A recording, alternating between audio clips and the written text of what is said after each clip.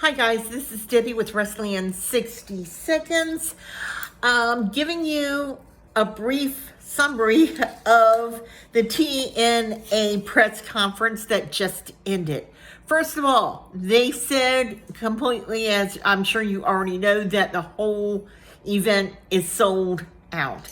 Now, they did mention the countdown. They did not give the matches of the countdown, but it will start at 7 p.m.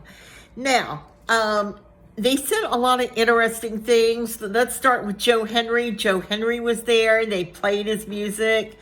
And he said that the interesting thing to me was that 4 months ago, he could not get on a TNA pay-per-view. And if it hadn't been for the fans believing in him, he would not have had that opportunity. Now, the other thing is that he says that he still gets nervous when he steps out in front of the curtain, and that, it's always been something with him, and that he wants to continue bringing music. Music is going to always be a part of his career. One person in the audience asked him if he had a dream opponent, who would it be? And honestly, I was shocked.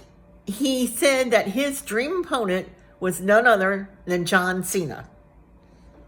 And I thought, wow, wouldn't that make a great match for John Cena's last match to be against Joe Henry? Let's see if it'll happen. They brought out Speedball Mike Bailey, but they were in Montreal, and of course they speak French as well as English in Montreal. But he did mainly his part of his interview in French. They did have an interpreter there, but he did not always interpret what Mike said, just because of how the speed the press conference was going. They had Jordan Lynn Grace, and she said that right now this pay-per-view is the biggest that TNA has had in decades. And how everybody is so psyched, and that they can't even imagine what bigger things is going to come. She said that now she believes that TNA belongs in the mainstream of conversations when it comes to wrestling. They went to PCO, which was interesting because it's the first time that I've ever seen him without his makeup. And I couldn't believe how much that he looks like Jerry the King Lawler without his makeup on. But in any case, he also spoke French. Montreal is his hometown. And of course, he's going against AJ Francis, which I will talk about him in just a minute. PCO did not do his character. He was completely out of character during the press conference. He wore regular clothes, no makeup. And he said that he is so glad to be back in Montreal because they haven't been in Montreal on a live show in years, and that being in his hometown is going to give him the energy that it's going to take for him to beat AJ Francis. Now, AJ Francis came out and he spoke a little in French.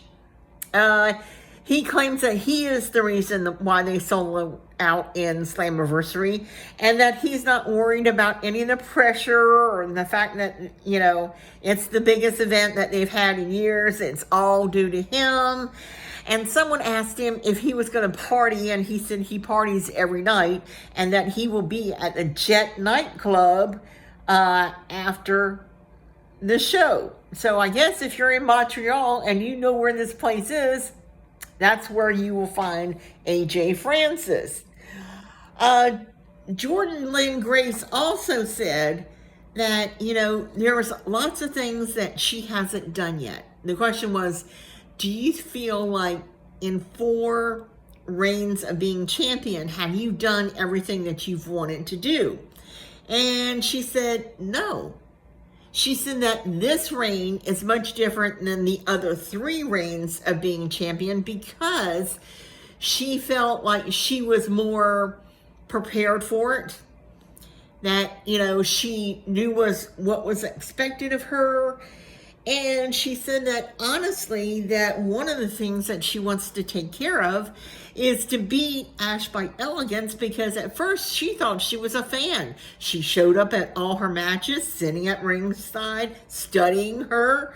And so that's what she says that, she feels about Ash, and she feels like she will be confident, and she feels like she's unstoppable, which I think it was cute. Some of the questions that the media had asked was, AJ, for instance, how hard is it for you to go to work every day and be hated? He said he always made a lot of money being hated. And I thought that, well, that's very clever comeback. PCO, of course, they mentioned that it's been a while since they've been in Montreal. And what did it mean for him to have a hometown match? Henry said that the biggest match of his career was going on this Saturday. And this was a huge moment in his career because it happened because of the fans. Speedball Mike Bailey stated that he wasn't so much worried about the pressure of them being sold out, about them being back in Montreal, about what big things are happening with TNA, because he says that he wrestles so much, which is true because, he wrestles GCW. He wrestles everywhere he can, even in some JCW matches. And he says that he thinks that he's as prepared as he can be for his match on Saturday. Wow. That was a lot of information. We do also have some information, even though they did not state this in the press conference, that NXT will be at Slammiversary. They didn't say who, how many, but be prepared to be one of the biggest surprises in TNA. As always, I want to thank you for watching, subscribing, and until next time, bye for now.